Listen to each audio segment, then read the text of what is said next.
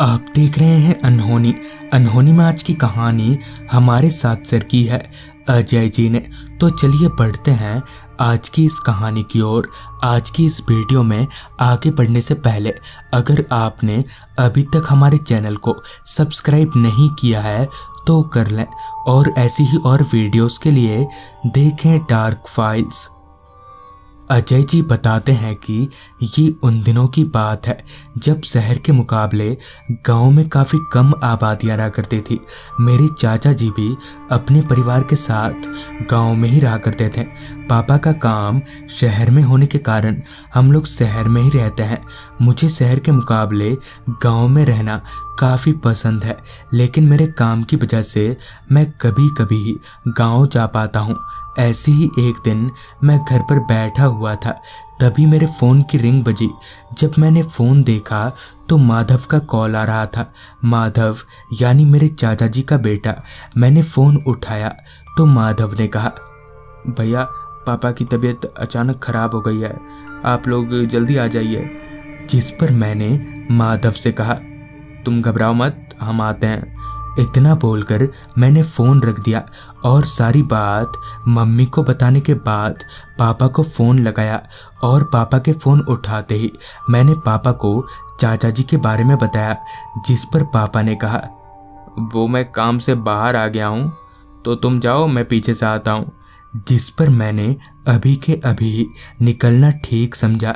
मैंने अपना बैग उठाया और उसमें 2-4 कपड़े भरकर घर से निकलने लगा। घर से निकलते वक्त मैंने घड़ी में वक्त देखा तो वक्त हो रहा था दोपहर के 2 बजे का। मैं भागता हुआ बस स्टैंड पहुंचा, क्योंकि मेरे गांव जाने की आखिरी बस 3 बजे की है, जो कि मुझे मेरे गांव के बस स्टॉप पर रात के 10:30 बजे उतार देगी। मैं बस पर चढ़कर एक सीट पकड़कर बैठ गया। बस भी अपने समय पर यानी 3 बजे खुल गई। बस में बैठा मैं बस अपने गांव पहुंचने का इंतजार कर रहा था। बस में बैठे बैठे अब मैंने आधा सफ़र तय कर लिया था और आसमान में भी सूरज की तेज किरणों की जगह चांद की मध्यम रोशनी ने ले ली थी। बस भी अपनी पूरी रफ्तार से रास्ते पर दौड़े जा रही थी। मैंने अपनी घड़ी में वक्त देखा तो रात के 10 बज रहे थे। बस के अधिकतर पैसेंजर अपने मंजिल पर उतर चुके थे। मेरा भी गांव अब बस आने वाला था, लिहाजा मैं भी उतरने की तैयारी करने लगा। और गांव के बस स्टॉप आते ही मैं बस से उतर गया। बस स्टॉप पर उतरकर मैंने देखा कि चारों तरफ घुप अंधेरा छाया हुआ था। वहां पर मेरे अलावा कोई इंसान भी नहीं दिख रहा था। लिहाजा मैं अपने चाचा जी के घर के रास्ते पर आगे बढ़ने लगा। बस स्टॉप से मेरे चाचा जी का घर लगभग आधे घंटे की दूरी पर है।